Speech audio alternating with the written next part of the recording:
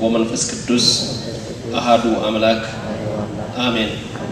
ሁላችሁም ተናገሩ። በስመ አብ ወወልድ ወመንፈስ ቅዱስ አሃዱ አምላክ አሜን። ቃልህ ለጉሮሮዬ ጣፋጭ ነው። በትላንትናው ዕለት የእግዚአብሔር ቃል እንደሰማነው ቅዱስ ዳዊት ሲዘምር እንዲህ ነበር ያለው። ከክፉ መንገድ ሁሉ እግሬን ከለከልሁ፣ አስተምረኸኛልና ከፍርድህ አልራቅሁም። ቃልህ ለጉሮሮዬ ጣፋጭ ነው፣ ከማርና ከወለላ ይልቅ ለአፌ ጣፈጠኝ። ከትእዛዝህ የተነሳ አስተዋልሁ፣ ስለዚህ የሐሰትን መንገድ ጠላሁ። ሕግህ ለእግሬ መብራት ለመንገዴ ብርሃን ነውና፣ ከትእዛዝህ አልራቅሁም። እነሆ ስለዚህ የሐሰትን መንገድ ጠላሁ። ቃልህ ለጉሮሮዬ ጣፋጭ ነውና። በትላንትናው ምሽት እንደተመለከትነው አምላካችን እግዚአብሔር እንደገለጠልን ምስጢር የእግዚአብሔር ቃል የሚያነጻ፣ የእግዚአብሔር ቃል የሚቀድስ፣ የእግዚአብሔር ቃል ጣፋጭ የሆነ ምንጩ አንድ እግዚአብሔር ሲሆን የእሱ ልዩ አገልጋዮች የሆኑ ነቢያት ሐዋርያትን እየመረጠ እንዴት እነሆ መንፈስ ቅዱስ እየመራ እንዳጻፋቸውና ይህ ደግሞ የተጻፈው የትንቢትም ሆነ የወንጌል የመልእክት ቃል ማንም እንደገዛ ፍላጎቱ ሊተረጉመው እንዳልተፈቀደለት ቢያስብም እንደማይችል ልተረጉምም ቢል እንደሚያጣምም በትላንትናው ምሽት እግዚአብሔር ነግሮናል። ዛሬ የምንመለከተው ደግሞ እግዚአብሔር አምላካችን እንደፈቀደ ቅዱስ ዳዊት ቃልህ ለጉሮሮዬ ጣፋጭ ነው፣ የሐሰትን መንገድ ጠላሁ እንዳለ ዛሬ የሐሰት መንገዶች እንዴት የመጽሐፍ ቅዱስን ክፍል እየቆራረጡ እንደጣሉትና እውነትን እንዴት እንደጠሉት የምናይበት ትምህርት ይሆናል። የአባቶቻችንን የነቢያት የሐዋርያት የሊቃውንቱን ጉባኤ የባረከ እግዚአብሔር ዛሬም በእኛ መካከል ሆኖ ማስተዋልና ምስጢሩን ለሁላችን ያድል። ማስተዋልን የሚሰጥ እግዚአብሔር ነውና ለዮሴፍ ሕልም መፍታትን የሰጠ እግዚአብሔር ነው።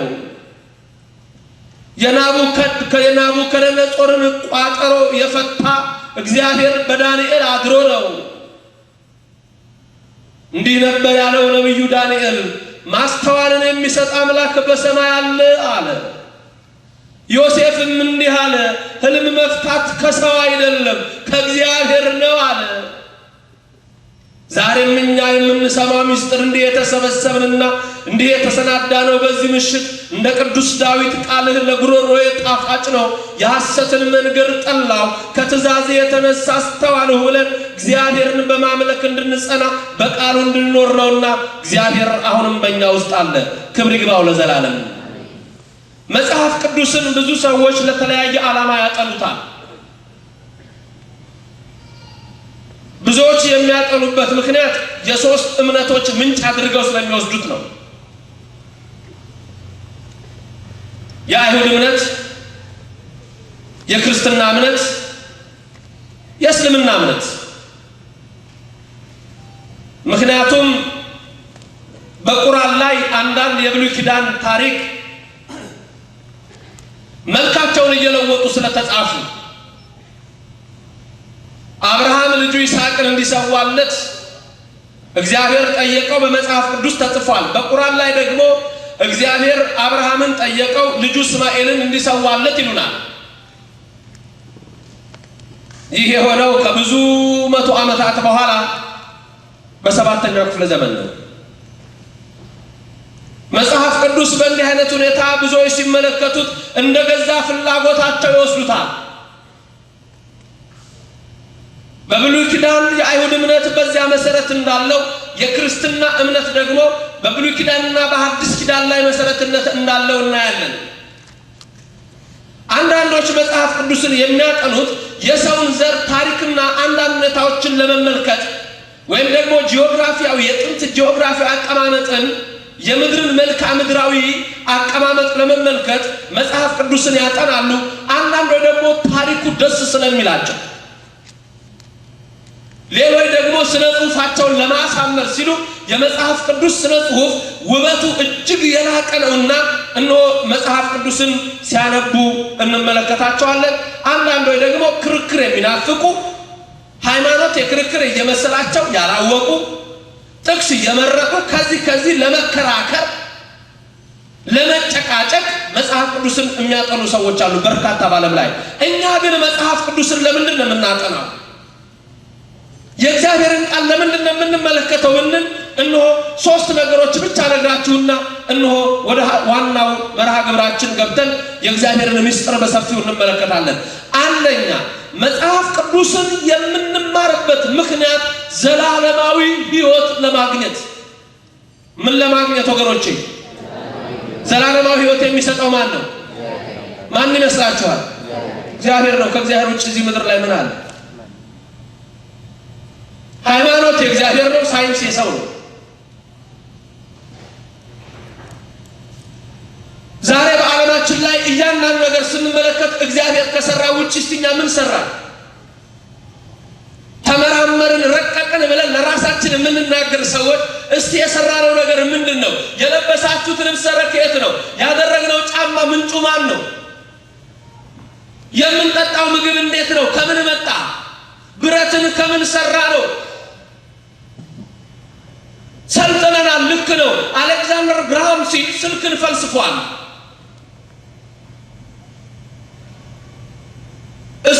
ስቲፈንሰን የእንፋሎት ባቡርን ሰርቷል። ብዙዎች ድንቅ የሚያሳይ ነገርን ሰርተዋል። አውሮፕላን ሰርተዋል፣ በአየር ላይ እንዲሄድ፣ በባህር ላይ እንዲሄድ መርከብ ተሰርቷል። ይሄ ሁሉ ነገር ግን ምንጩ ማን ነው? የትም አንሄድም። ልብሳችን ከእጽዋት ነው፣ ጫማችን ከበሬ ቆዳ ነው፣ ሕይወታችን በእጁ የተያዘች ነው፣ ምግባችን ሁሉ እሱ ያሰናዳው ነው። ዛሬ የመጠጥ አይነቶች በርካታ ናቸው፣ የምግብ አይነቶች በርካታ ናቸው። እግዚአብሔር ከሰጠው ውሃ እስቲ ከኛ የሆነ ምን ሰራን? እስቲ ምን አደረግን? እስቲ የሰው ልጅ ሰራ፣ ተመራመረ፣ አደገ።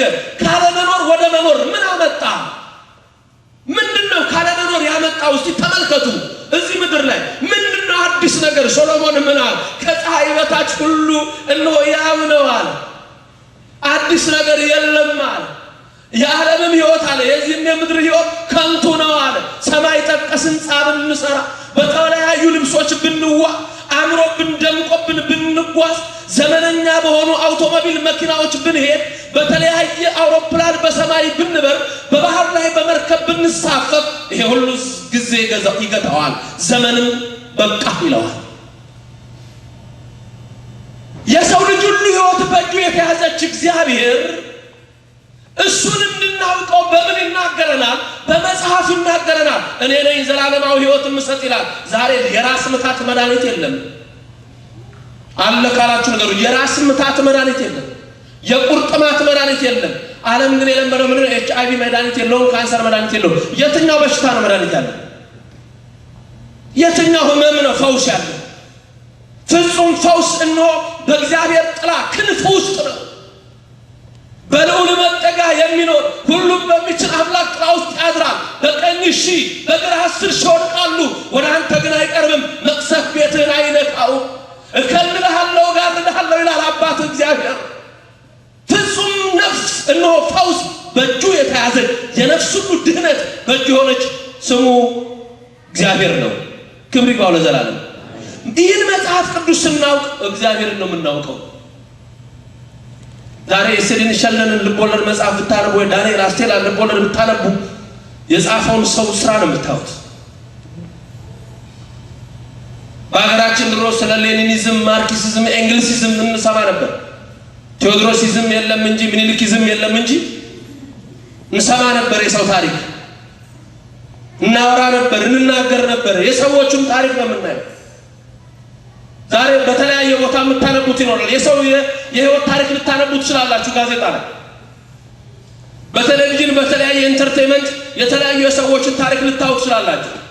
ብዙ ልታውቁ ትችላላችሁ። ስለ ባስኬትቦል ተጫዋቾች፣ ስለ ፊልም አክተርና አክትረስ ብዙ ልትናገሩ ትችላላችሁ። ከምትሰሙትና ከምታውቁ ስለ እግዚአብሔር መናገር የምንችለው ይሄ ዓለማዊ ነው፣ ይሄ ኃላፊ ነው፣ ይሄ ከንቱ ነው፣ ይሄ ምንም የሚጠቅመን የሚረባን ነገር የለም ለወሬ ብቻ ካልሆነ የእግዚአብሔርን ቃል ስንነጋገር ግን ዘላለማዊ እግዚአብሔርን አውቀን ዘላለማዊ ሕይወት እናገኛለን። ክብር ይግባው መድኃኔዓለም። ሁላችሁ አሜን አላችሁ? ለእናንተው ነው። ስለዚህ ዘላለማዊ ሕይወት ለማግኘት የመጽሐፍ ቅዱስን ዕውቀት ማወቅ፣ የቤተ ክርስቲያንን ምስጢር መረዳት አንደኛውና ተቀዳሚው ነገር ነው። ዮሐንስ 20:31 ቃሉ እንዲህ ይላል፣ ኢየሱስ ክርስቶስ የእግዚአብሔር ልጅ እንደሆነ ታምኑ ዘንድ አምናችሁም በስሙ ሕይወት ይሆንላችሁ ዘንድ ይህ ተጽፏል። መጽሐፍ ቅዱስ የተጻፈበት ምክንያት እኛ የሰው ልጆች ዘላለማዊ ሕይወት እንድናገኝ በስሙ አምነን ከሞት እንድናመልጥ ከመበስበስ ከሙስና መቃብር እንድንወጣ ኢየሱስ የመቃብርን ኃይል የዲያብሎስን ስልጣን ሽሮ በታላቅ ኃይልና ግርማ እንደተነሳ እኛም ተነስተን በቀኙ ቆመን የክብሩ ወራሽ እንድንሆን ያኔ የወጣንባትን ቤት እንድናገኛት ያታለለን ዲያብሎስ እንዲያፍር ዕፀ በለስም ያቺ የሞት ዛፍ ቀጣፊ እንዳታገኝ ሱራፌል በሩን እንዲለቅልን ኑ ግቡ እንዲለን ኪሩቤልም እንዲያስተናግደን እንደ የቀደመ ክብራችን ተመልሶ እንደ መላእክት ሆነን እንድናመሰግነው ክብር እንድንሰጠው ነጩን ልብስ ለብሰን እንድንዘምርለት ዘላለማዊ ሕይወት እንድናገኝ ይህ የሕይወት ቃል ይመራናል። ሐሰትን ጠልተን እውነትን እንድናውቅ ዘላለማዊ ሕይወት። ሁለተኛ መጽሐፍ ቅዱስን የምናውቅበት ምክንያት እምነት ያለማወቅ ስለማትሆን የእምነታችን ምስጢር ምን እንደሆነ በቂ ትምህርት እንዲኖረንና የመጽናናትን ተስፋ እንድንወርስ ተመልከቱ። ለትምህርትና የመጽናናትን ተስፋ እንድንወርስ የምንን ተስፋ እንድንወርስ የምንን ተስፋ የመጽናናት ዓለም ያጣው መጽናናት ነው። ዛሬ ዓለምን ይሁን ሰዓት አልቆበታል። ጊዜ የለውም። ለምንም ነገር ጊዜ የለውም። እየሄደ ይበላል፣ እየበላ ያነባል። ጊዜ የለውም። ይሮጣል። ለማ ለስጋ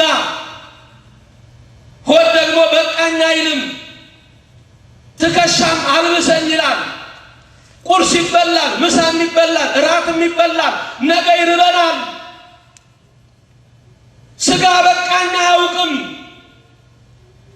ሁልጊዜ ስጋዊ ነገርን ይናፍቃል። አንብላ አይደለም ነፍሳችን ውስጣችን ከሳች። እስራኤል በቃዴስ በርኔ በቆላተ ዮሳፍጥ ተራብኩ ባለበት ሰዓት እግዚአብሔር ከሰማይ መናን ሲያዘንብ በራፊድም በረሃ የኮሬብን ዓለት እየሰነጠቀ ሲያጠጣ ስጋቸው ስለጠገበ የውጭ ስጋቸው ስለተመገበ ስለ ነፍሳቸው አላሰቡም። ግብፅን ቢናፍቋት ደም ማፍሰስን ቢናፍቋት የራሔልን ልጆችን የገደለች ግብፅን የያኔስና የያንበሬስ ጥንቁልና የበዛባትን ያችን የደም ከተማ ግብፅን ሲናፍቋት እግዚአብሔር በውስጣቸው ነፍሳቸው እንደከሳች አየ። የሚበሉት ስጋ ነበር። ባፋቸው በልተው ቢያሙት ባፍንጫቸው ትል ሆኖ ወጣ ይላል። የዚህ ዓለም ነገር ይሄ ነው ወገኖቼ። ስጋ ይሄ ነው። ጥሩ ስጋችንን ያስተናገር ነው። ስጋችንን እየመገብ ነው። ነፍሳችን ደግሞ ውስጣችን ተጠማች። ዛሬ ብዙ ሰዎች ገንዘብ አላቸው፣ ሀብት አላቸው፣ ጥሩ ስራ አላቸው፣ ሰላም የላቸው። ምግቡ ይቀርባል፣ ለመብላት አስቸጋሪ ነው። አንድ ቀን ዘንበል ሲል ይተማመኑ የነበረው ብራቸውን ስለነበረ ከፍተኛ ጭንቀት ውስጥ ይወድቃሉ። አለችኝ የሚላት ስትከዳው አለኝ የምትለው ሲሸሻት የዛን ጊዜ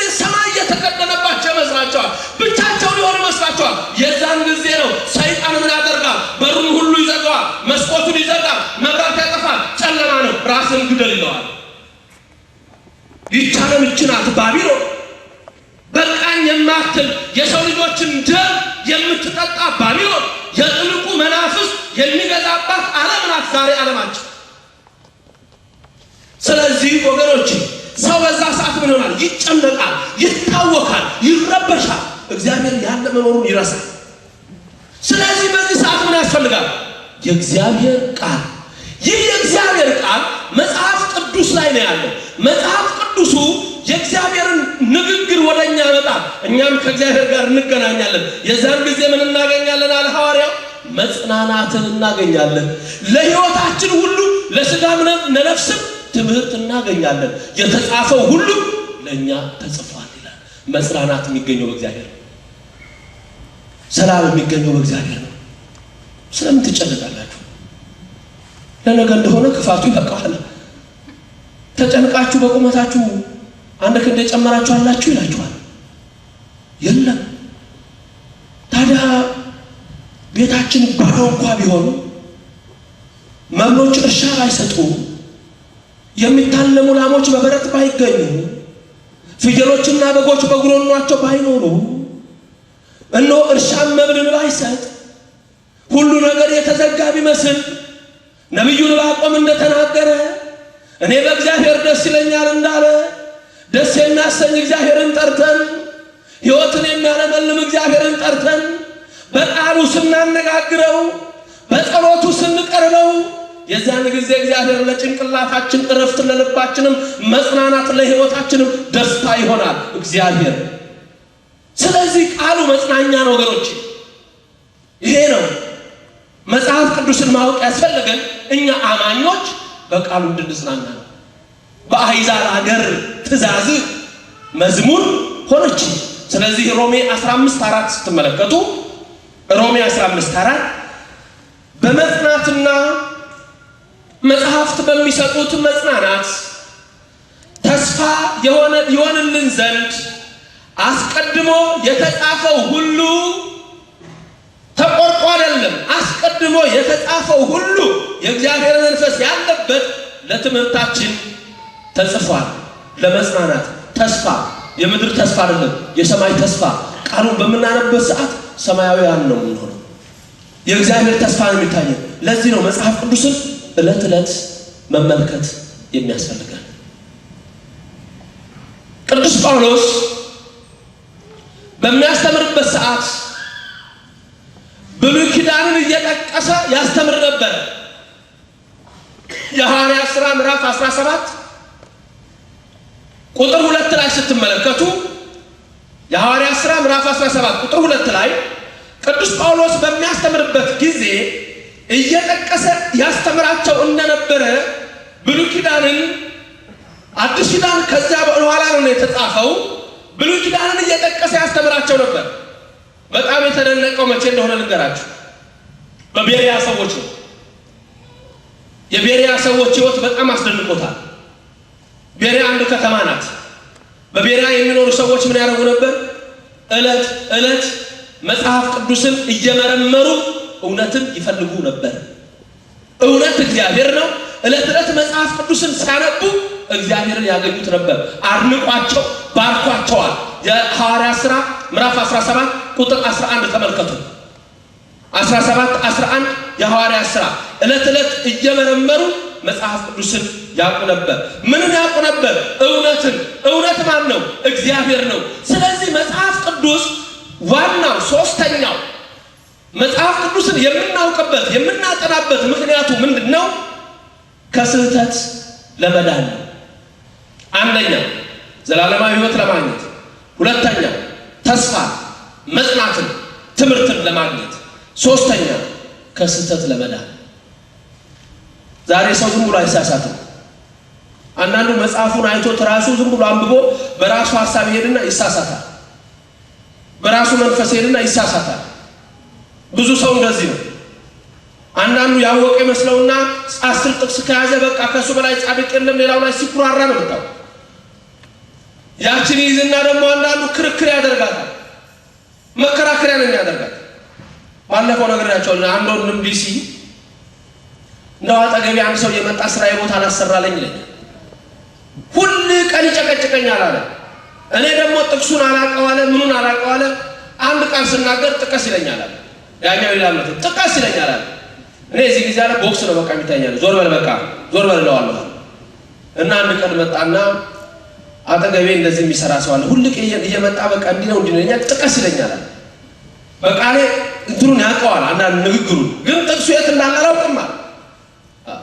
አንድ እህቴ ነበረች ምን አለችኝ?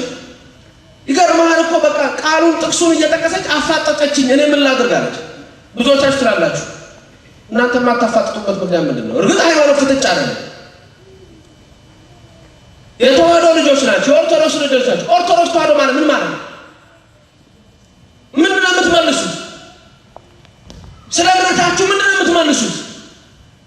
መጽሐፍ ቅዱስ የሌለው ሰው የለም። ምን ማለት ነው ተዋህዶ? ቤተ ክርስቲያን ታስተምራለች። ቅዳሴው ምንድን ነው የሚለው? ኪዳኑ ምንድን ነው የሚለው? ገድሉ ስለማን ነው የሚያወራው? ድርሳናቱ ስለማን ነው የሚዘክሩት? ስለዚህ ግዴታ ማወቅ አለብን።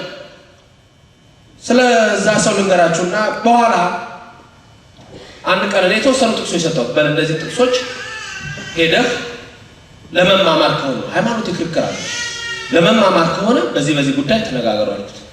ድንገት ግን አልኩት ብዙ ጊዜ ስለማቅ ነው ባህሪያቸው። እንዲሁ እየተነሳ ጥቀስ የሚል ከሆነ ዝም ብለህ ጥቅስ ንገረው እስኪ አልኩት። የሰውየውን ችሎታ በዛ ታየዋለህ እና ዝም ብለህ ጥቀስ፣ ከዛ በኋላ ታየዋለህ። አሁን በሌላ ቀን እንደዚህ ያገኘኝና መጣ። ኧረ ይገርምሃል አለ። ምን ነው አልኩት። መጣና የሰጠሁትን ጥቅሶች ሲሰጠው አሁን አንብበህ መጥተሃል ማለት ነው አለኛል። ከዛ እንደገና አንድ ጥያቄ አመጣና ጥቀስ አለኛል። ተመልከቷ የማርቆስ ወንጌል ምዕራፍ 60 ላይ ግለጽና ተመልከተው። ማርቆስ ወንጌል እስከ 16 ነው ምዕራፍ ያለው፣ 60 የለው። አሁን ሰውየው በጣም ይገርማል። ሄደ መማር ጀምራል ማለት ነው። ወልሽ በልቶ አለኛል። ዓለም እንደዚህ ነው። እውርን እውር ቢመራው አለ ጌታ። ሁለቱም ተያይዘው ገደል ነው አለ። መጽሐፍ ቅዱስ የተጻፈው በምሳሌ ነው። ማንም እንደገዛ ፍላጎቱ ሊተረጉም አልተፈቀደም የተባለው ማቴዎስ 13:36 ስትመለከቱ ማቴዎስ 13:36 ላይ አፌን በምሳሌ እከፍታለሁ፣ ከቀድሞ ጀምሮ የተሰወረውን ትንቢት እገልጣለሁ። ስለዚህ ጌታ በምሳሌ ያስተምር ነበር። ስለዚህ ይህንን ምሳሌ ሳንረዳ ዓለም እንደሳተው እንዳንስት ሶስተኛውና ዋናው ምክንያት መጽሐፍ ቅዱስን ማወቅ ከስህተት ለመዳን ነው። ማቴዎስ 22:19 ስታዩ ጌታ ፈሪሳውያንን የገሰጻቸው መጽሐፍትን ስለማያውቁ ነው። መጽሐፍትን ስለማያውቁ ነው። ኢየሱስ መልሶ እንዲህ አላቸው፣ ፈሪሳውያንና መጽሐፍትንና የእግዚአብሔርን ኃይል አታውቁምና ትስታላችሁ። መጽሐፍትንና የእግዚአብሔርን ኃይል አታውቁምና ትስታላችሁ። ምንን አታውቁምና? መጽሐፍትንና የማንን ኃይል? የእግዚአብሔርን ኃይል አታውቁምና ትስታላችሁ። ስለዚህ መጽሐፍ ቅዱስን ስናይ ከስህተት እንድናለን፣ ዘላለማዊ ሕይወት እናገኛለን፣ እነሆ መጽናናት ይኖረናል፣ ከስህተት እንድናለን። ቃልህ ለጉሮሮዬ ጣፋጭ ነው፣ ከማርና ከወለላ ይልቅ ላፌ ጣፈጠኝ። ከትእዛዝህ የተነሳ አስተዋልሁ፣ ስለዚህ የሐሰትን መንገድ ጠላሁ። ሁላችሁም ይህን ቃል ትናገራላችሁ። አሁን ቃልህ ለጉሮሮዬ ጣፋጭ ነው፣ ከማርና ከወለላ ይልቅ ለአፌ ጣፈጠኝ። ከትእዛዝህ የተነሳ አስተዋልሁ፣ ስለዚህ የሐሰትን መንገድ ጠላሁ። እግዚአብሔር የሐሰትን መንገድ ከሁላችን ያርቅ። ሐሰት ዲያብሎስ ነው። አቡሃ ሐሰት በጽፋ ዘተናገረ ይደግም በሰርክ አባቷ ዲያብሎስ ነው። ሐሰት ጠዋት የተናገረን ማታም አይደግም። ስለዚህ ሐሰትን ስንጠላ ዲያብሎስን ነው የምንጠላው። እውነትን ስንወድ እግዚአብሔርን ነው የምንወደው። አንዳንድ ሰው ከትንሽ ነገር ጀምሮ ነው መዋሸት የሚጀምረው። ከትንሽ ነገር መዋሸት ይጀምራል። ተመልከቱ፣ ከትንሽ ነገር በዛ ውስጥ ግን ዲያብሎስ እንደሚገባ ያውቃል። ደግሞ አንዳንድ ሰው እንዴ ሽማግሌ ዋሽቶ የሚያስታርቃል ብሎ ለውሸትም ቅድስና ሰጥቶ ቅዱስ ውሸት የሚባል የሚደረድር ሰው አለ። ያሳዝናል። አንድ ልጅ አለው አባቱን ውሸት አስተምረኝ አለው። የሚገርም እኮ ነው። ያስተምራል። ምንድነው አሁን በአብዛኛው የምንማረው 90% ውሸት ነው። ስላልመረመርነው ውሸት አስተምረኛል። አባታውን ዝም በል አይልም፣ አይቀጣም። ተመልከት ሰማይ ላይ ነው። ልጁ ቀና አለ እዚያ ይታያል። ምን አባዬ ውሸት እያስተማረ ነው? አታይም? ገበሬዎች እኮ ስንዴ እየወቁ ነው ማለት ሰማይ ላይ። ልጁ ወዲያው ወይኔ አባዬ ወይኔ አባዬ ወይኔ አባዬ ወይኔ ምን ነው ንፋሱ ገለባውን አባዬ ውስጥ ጨመረው። በልጦታል። ይሄ የሚወቃው ላይ ገለባ ንፋስ አምጥቶ አይኔ ውስጥ ገባ። አባቱን የበለጠ ነው ይሄ። እንግዲህ እንዲህ ነው ሰው ውሸት እየተማረ ውሸት እያጠና የሚሄደው በእንዲህ አይነት ሁኔታ። ቀሉ ያልገባቸው ሰዎች አሉ ውሸት ስለማይወዱ ነው። አንዴ ወደ ወላይታ አካባቢ ሳስተምር አዲስ አበባ በጣም የሚያስቅ ነገር ነው። እንግዲህ በመሃል አንዳንዴ ሰውን አይመሩት አወራሁና ሁሉም እንዲህ ነው የሚያየኝ። ከጨረስኩ በኋላ እንደ ሁኔታው ዲሲም ከዳላስ ዳላስና ዲሲም ትንሽ ልዩነት አለ ማለት ነው። በመዝሙር ብቻ ነበር፣ ሌላ ደግሞ አንድ ነገር ተረዳሁ። ስለዚህ ዛሬ እንጨርሳለን። ዛሬ ሁሉንም እናስተካክላለን። መዝሙርም ገና በኋላ የምንተያየው አንድ ሰው ነው ስፒከሩን የምሰጠው።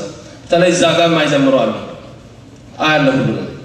መልካም አንደኛ ዘላለማዊ ሕይወት ለማግኘት፣ ሁለተኛ ለመጽናናት፣ ሶስተኛ ከስህተት ለመዳን መጽሐፍ ቅዱስን እናውቃለን። ይህ መጽሐፍ ቅዱስ ትናንት እንደገለጽኩላችሁ የብሉይ ኪዳንና የአዲስ ኪዳን ይባላል። ብሉይ ኪዳን ለመጀመሪያ ጊዜ የተጻፈው በዕብራይስጥ ቋንቋ ሲሆን ለሁለተኛ ጊዜ የሄሌኒስቲክ ሲቪላይዜሽን በዓለም ላይ በነበረበት ሰዓት ታላቁ እስክንድር ዓለምን በሚመራበት ሰዓት ወደ ግሪክ ቋንቋ ተተርጉሟል። ለምን? የግሪክ ቋንቋ በዓለም ላይ በከፍተኛ ሁኔታ ይነገር ነበረ። ይህም ቅድመ ክርስቶስ 250 በፊት ነው። እየሰማችሁ ነው ሁላችሁ? ታላቁ እስክንድር ዓለምን በአንድ ቋንቋ እመራለሁ ብሎ በተነሳበት ሰዓት መጽሐፍ ቅዱስ ከዕብራይስጥ ቋንቋ አንድ ሳይቀር ወደ ግሪክ እንዲተረጎም አደረገ። በዛ ሰዓት በጥሊሞስ የተባለ በአሌክዛንድሪያ የነበረ ንጉሥ በጥሊሞስ፣ ይህ ገናና ንጉሥ 72 ጸሐፍት ሰበሰበ።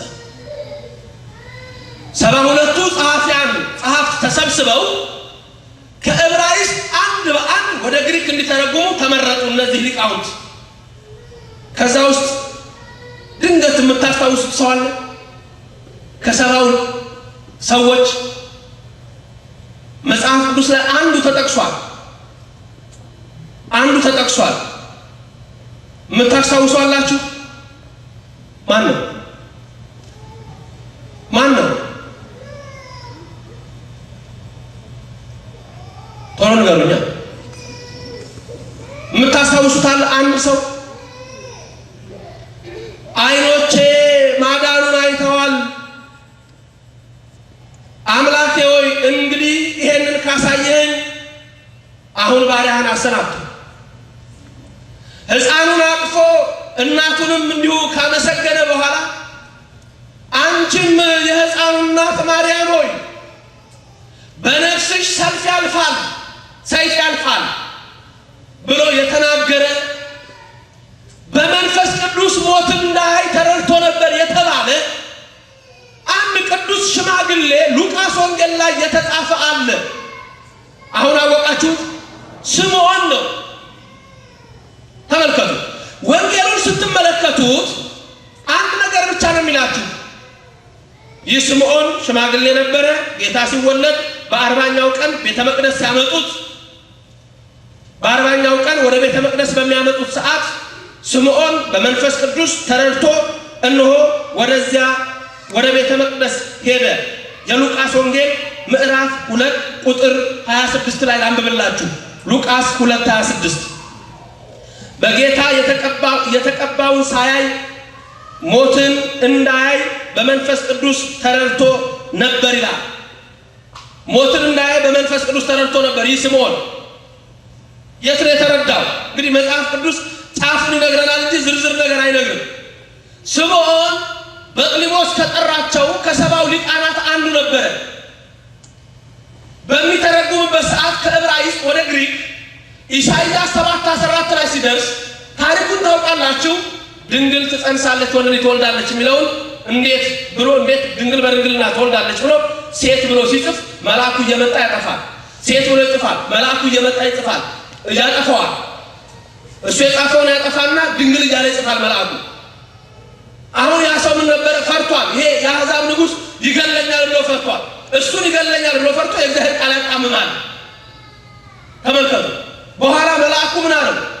ሕፃኑ እስከሚወለድ ድንግል በድንግልና እስከምትወልድ አትሞትም፣ ይሄን ታያለህ። የዛን ጊዜ ነው ያ ሰው ብዙ ዘመናት ቆይቷል። ከዛ በኋላ 250 በላይ ቆይቶ የነበረ ሽማግሌ ነው። እድሜው የትና አይት።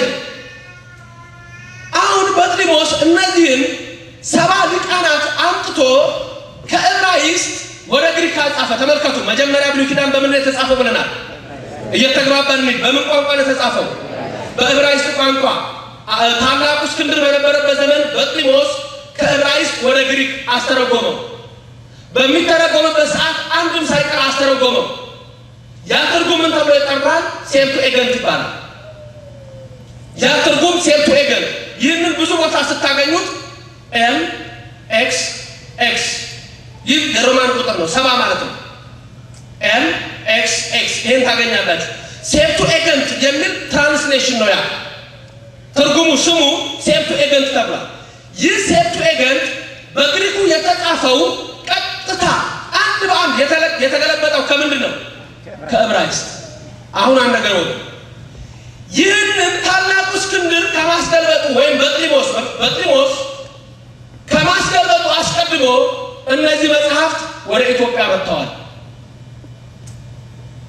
ተመልከቱ።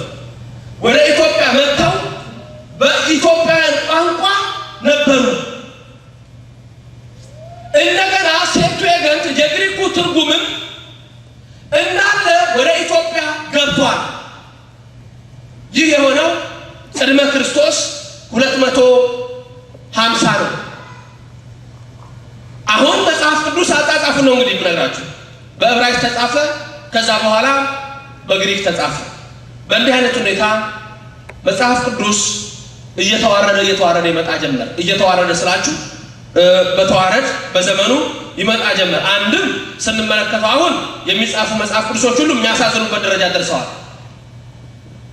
አሁን በጥሊሞስ ያስተረጎመው የግሪኩ ትርጉምን በመጨረሻ ዘመን ላይ በ340 እስከ 420 ኤዲ ማለት ዓመተ ምህረት በፈረንጆቹ አቆጣጠር ከ342 እስከ 420 እንግዲህ የ600 ዓመት ልዩነት አለ። ቢያንስ የ600 ዓመት ልዩነት አለ። ከምን እስከምን ነው የምነግራችሁ? ከ250 ቅድመ ክርስቶስ እስከ 342 እስከ 420 ያ መጽሐፍ እንዳለ መጥቶ በዚህ አሁን በምነግራችሁ በ342 ዓመተ ምህረት ላይ ጄሮም የተባለ ኢጣሊያዊ ተነሳ። ይህ ጄሮም የተባለው ኢጣሊያዊ ምን ያደርጋል? በዕብራይስጥ የተጻፈውን በግሪኩ የተተረጎመውን እንዳለ ከመሃሉ ይቆራርጥና ሌሎቹን ይጥላቸዋል። ሌሎቹን ይጥልና ይቆርጥና የራሱን ጽሑፍ ያዘጋጃል። በአብዛኛው አሁን የሚጠቀሙበት እሱን ነው። ጄሮም የሴፕቱኤገንትን ትርጉም የዕብራይስጡን ትርጉም ጽሑፍ እንዳለ ይቆርጥና የራሱን ያስቀምጣል። እነዛ የተቆረጡትን ይጥላል። እነዚያ ግን ቅሪታቸው ቤት ይኖራል፣ በአንዳንድ ሀገሮች ይኖራል፣ በአብዛኛው በኢትዮጵያ። ምክንያቱም ቀድመው ገብተዋል። ተመልከቱ። እንደገና በግሪክ እነዚህ ትርጉሞች ይቀራሉ።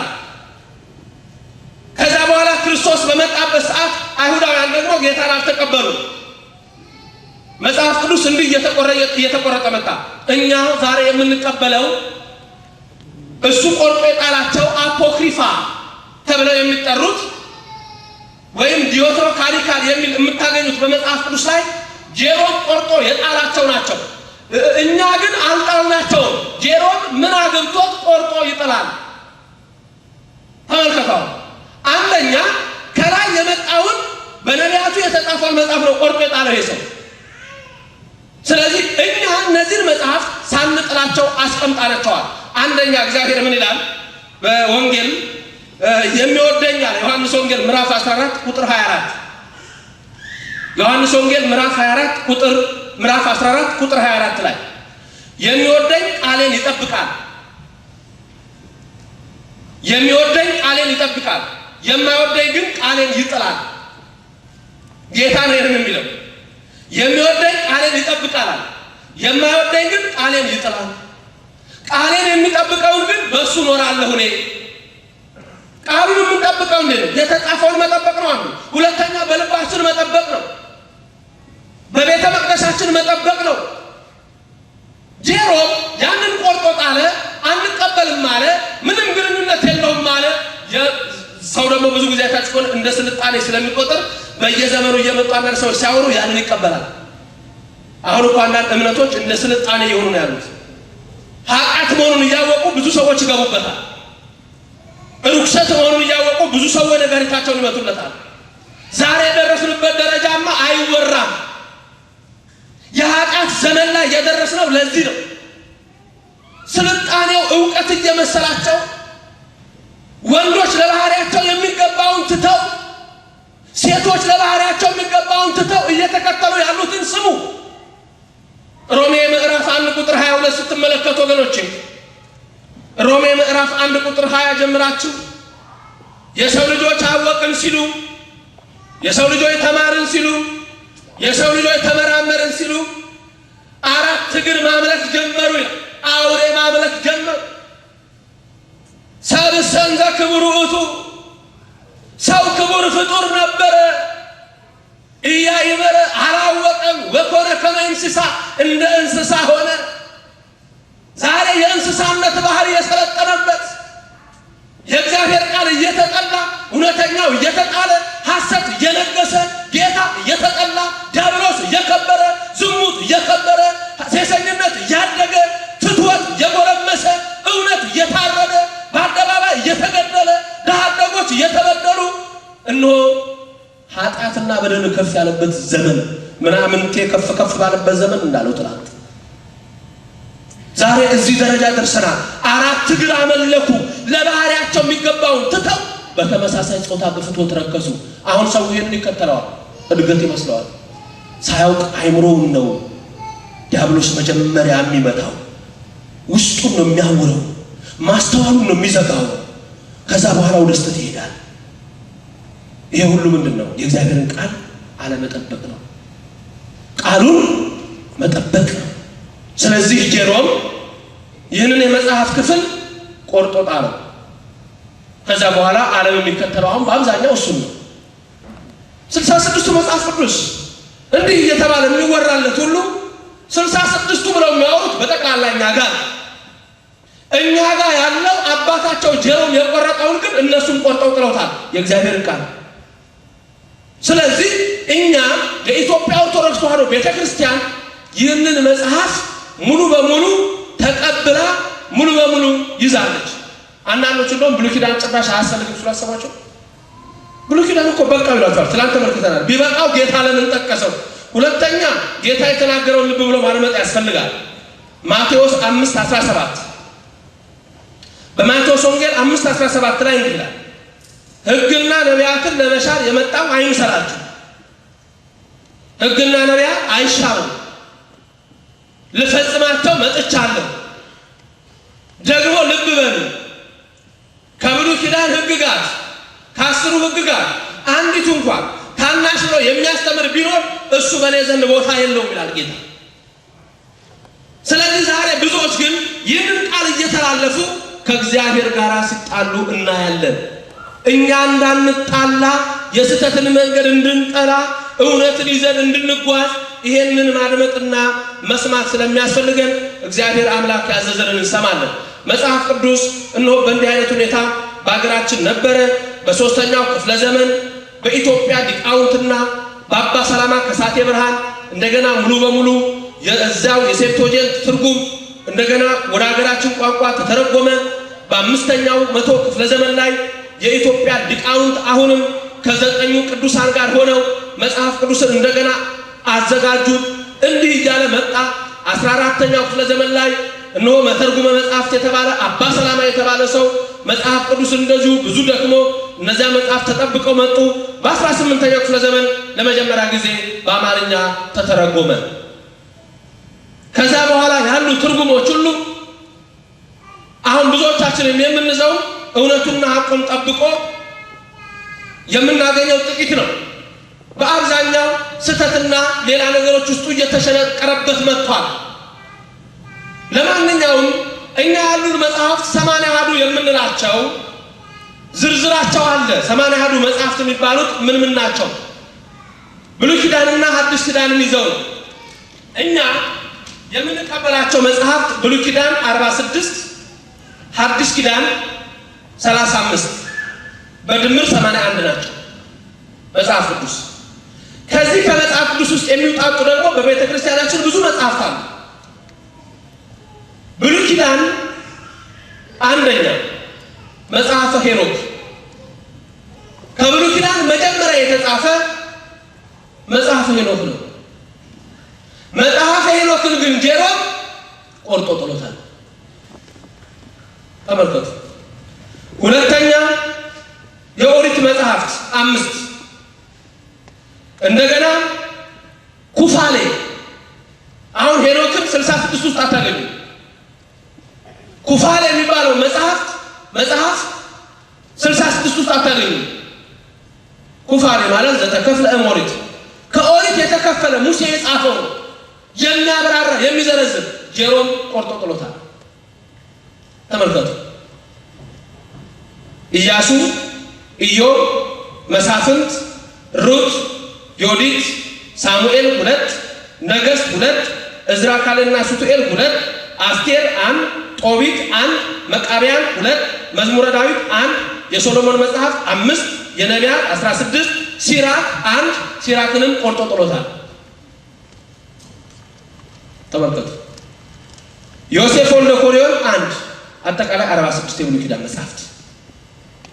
የአዲስ ኪዳን መጽሐፍት ከማቴዎስ እስከ ራእይ ዮሐንስ 27፣ ሲኖዶስ፣ ሥርዓተ ጽዮን 1፣ ትእዛዝ 1፣ ግጽው 1፣ አጵሊስ 1 4 ሲኖዶስ፣ መጽሐፈ ኪዳን 2፣ ቀሌምንጦስ 1፣ ዲድስቅልያ 1። ዲድስቅልያ ዲዳኬ የሚባለው በእንግሊዘኛ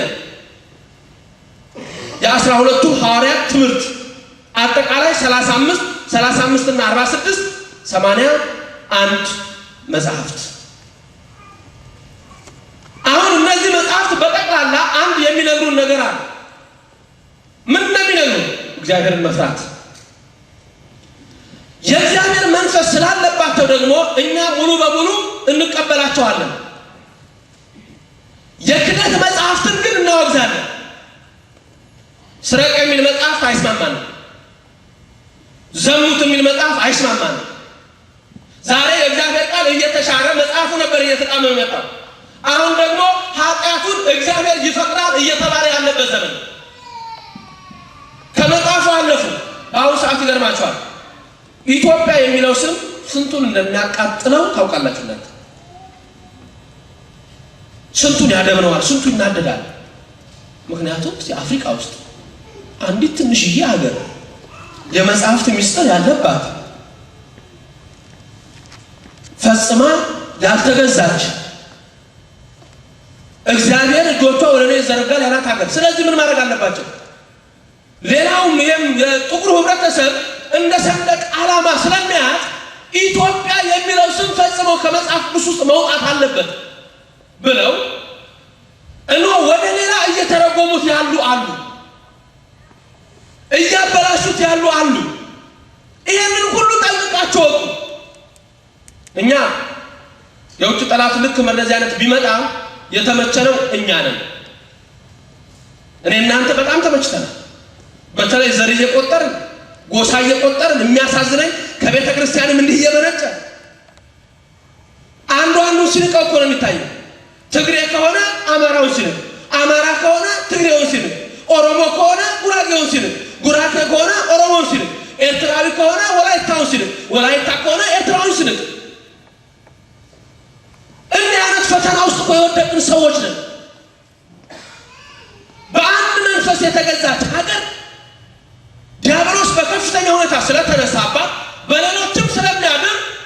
ልጆች ደግሞ እያፈረሷት ነው። ከዚያ ውስጥ የምትተባበሩ ካላችሁ ዛሬ ራሳችሁን ለዩ። የዘመን ነፋስ የጊዜ ነፋስ አያወዛውዛችሁ። ጽኑ። አንድ ህዝብ ከላይ ከቀይ ባህር ጀምሮ እስከ ደቡቡ ጫፍ አንድ ህዝብ የጥንቱን ታሪክ ብናውቅ እስከ ሳውዝ የመን እስከ ናግራብ እና አጼ ካሌብ ቤተ መቅደስ የሰሩበት እስከ ማዳጋስካር ወንጌል የተሰበከባት ዛሬ ግን አይደለም ለሌላው ልትሰብክ የራሷ እየተበላ እርስ በርሷ የምትጠላላ አባቶቿ የሚጠላሉ ካህናቶቿ የሚነካከሱ ምእመኖቿ ጦር ይዘው የሚዋጉ ይህ አይነት ዘመን ላይ የደረስን ሰዎች ነን። ዛሬ ለአፍሪካ ሁሉ ወንጌልን ማብራት የምትችል ሀገር ራሷም እያለቀች ነው። እንንቃ። መጽሐፍቶቻችን ነው። ሰይጣን ሲመጣባት እዚህ ውስጥ ይቀመጥና ድርሳኑን ሲያጣጥል፣ ተአምሩን ሲንቅ፣ ገድሉን ሲያቃልል፣ ከበሯችንን ሲያጣጥል፣ ጽናችንን ሲያጣጥል፣ መቋሚያችንን ሲያጣጥል፣ ስርዓታችንን ሲያጣጥል የፕሮቴስታንት የሌላ ዓለም ኮንሲል ሆኗል። ማንም ሰው የፈለገበት የእምነት ይከተላል። እምነት ራሱ ሰውየው እንደሚፈቅደው ነው። ልንገራችሁ፣ የትም ቦታ ሄዶ የእምነት ባለቤት መሆን ይችላል። ግን አንድ ኦርቶዶክስ ሄዶ ሌላ እምነት ውስጥ ገብቶ መበጥበጥ አይገባውም። አንድ የሌላ እምነት አማኝ ያለው ወይም ልቡ እዛ የሆነ ሰው እዚህ ውስጥ መጥቶ ይበጠብጥ ዘንድ አይችልም። በሰላም በፍቅር ሁሉ ተከባብሮ መኖር አለበት። ዛሬ ግን ብዙ ፈተና አለ፣ ብዙ ስቃይ አለ። ተዋሂዶ ቤተ ክርስቲያን እንድትፈርስ ብዙ ዘመቻ አለ። የሚያስተውል ቢኖር እግዚአብሔር እንዲህ እያደረገ ነው። ዛሬ ጀሮም እየቆራረጠ የቃላቸው መጽሐፍ ዓለም የማያውቃቸው መጽሐፍ እግዚአብሔር በፈቀደው በዚህ ሰዓት ዛሬ በአርኪኦሎጂ ምርምር እየወጡ ነው ያሉት። አንድ ቀን እንዲሆነ አንድ ፍየል ጠባቂ አለ። ይህ ፍየል ጠባቂ በቤተልሔም አካባቢ ፍየሎቹን ይጠብቃል። በ1947 ነው በምዕራባውያን አቆጣጠር። አንድ ቀን የፍየል የሚጠብቅ ልጅ ስሙ መሐመድ አዳህ ዳሂብ ይባላል። የእስልምና እምነት ተከታይ ነው። አንድ ፍየል ተጠፋበትና ፍየሉን ለመፈለግ የዚያ አካባቢ ኩምራን ህብረተሰብ ይባላል። በዛ አካባቢ ወደ ሙት ባህር ዳርቻ አካባቢ የተለያዩ ዋሻዎች አሉ። ፍየሊቱ ወደዛ ትሄዳለች። እንግዲህ ወይ በዚያ አካባቢ የምትልሰው ነገር ሊኖር ይችላል። ፍየሎች አይታችሁ ከሆነ ጫው ነገር ያለበት አፈር ይልሳሉ።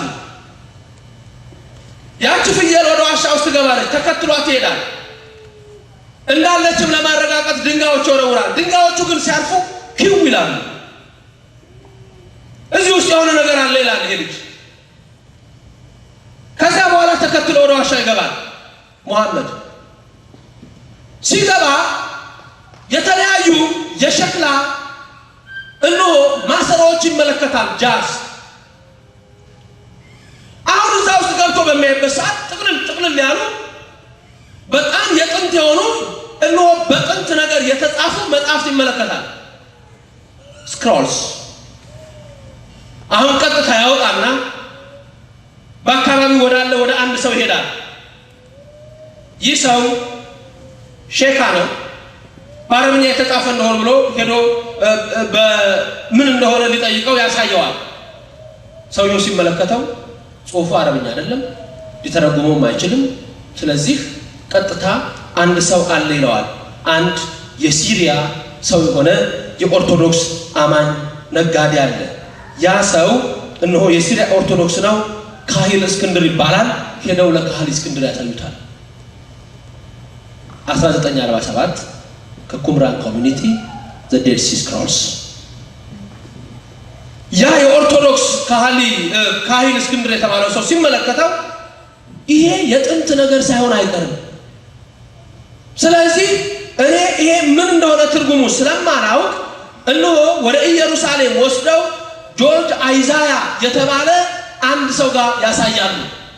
ይህ ሰው ደግሞ ሲመለከተው ይሄ ነገር የጥንት መጽሐፍ ነው ይልና በዛን ዘመን እነሆ አትናቴዎስ ዮሹዋ ሳሙኤል የተባለ አንድ ሊቀ ጳጳስ አለ ለሊቀ ጳጳሱ ያሳዩታል ሊቀ ጳጳሱ ያንን ሲመለከተው የጥንት ጽሑፍ ነው ይታያል አሁን ካለው መጽሐፍ ሁሉ 1000 ዓመታት ቅድሚያ ያለው የብሉይ ኪዳን መጽሐፍት ናቸው ከዛ በኋላ ያ ቦታ የአርኪኦሎጂስቶችን አይን ይስባል በጣም በርካታ ዋሻሉ ወደ 11 ዋሻዎች አሉ ምርምሩ እስከ 1956 ይካሄዳል እጅግ በጣም በርካታ የብሉይ ኪዳን መጽሐፍት ከ1000 ዓመታት በላይ ቅድሚያ ያላቸው ካሁኑ መጽሐፍ ትክክለኛው የብሉይ ኪዳን መጽሐፍት በምርምር ከዚያ ይወጣል ተመልከቱ እነዚህ መጽሐፍ ሲወጡ አብዛኞቹ አያውቋቸውም የሚያውቋቸው 66 የተባለው መጽሐፍት ውስጥ ያሉት ነው ሌሎቹ ጄሮም እየቆረጠ የጣላቸው ሁሉ ከቁምራን ኮሚኒቲ ይወጣሉ እነዛ በግሪክ በአርሜኒያ በአብዛኛው በኢትዮጵያ ያሉ መጽሐፍት ናቸው ስለዚህ ዛሬ ብዙ ሰዎች የራሳቸውን መጽሐፍ ሲያጣጥሉ ዓለም ደግሞ እንዲህ እየመሰከረች ያለች የሚገርማችሁ እግዚአብሔር ሰዎችን በተለያየ ነገር እየነገረ ነው ያለው ለምሳሌ መጽሐፍ ሄኖክ 66 ውስጥ አለ እስቲ መጽሐፍ ቅዱስ ይዛችሁ ልትመጡ ብዬ ነበር ስንት ሰው መጽሐፍ ቅዱስ ይዞ መጥቷል ስንት ሰው መጽሐፍ ቅዱስ ይዞ መጥቷል እስቲ የአማርኛ መጽሐፍ ቅዱስ ያዛችሁ የአማርኛ እሺ የእንግሊዘኛ መጽሐፍ ቅዱስ ያዛችሁ የእንግሊዘኛ መጽሐፍ ቅዱስ የእንግሊዘኛ መጽሐፍ ቅዱስ ምንድነው እንትኑ የምን ቨርዥን ነው ኪንግ ጄምስ ነው ኪንግ ጄምስ በመጀመሪያ ከተጻፉት አንዱ ነው በአብዛኛው ከኛ ጋር አጻጻፍ ጋር ተመሳሳይነት ያለ ነው ኪንግ ጄምስ ሌሎች በተለያየ ጊዜ የወጡ መጽሐፍ ካያችሁ ኒው ጀሩሳሌም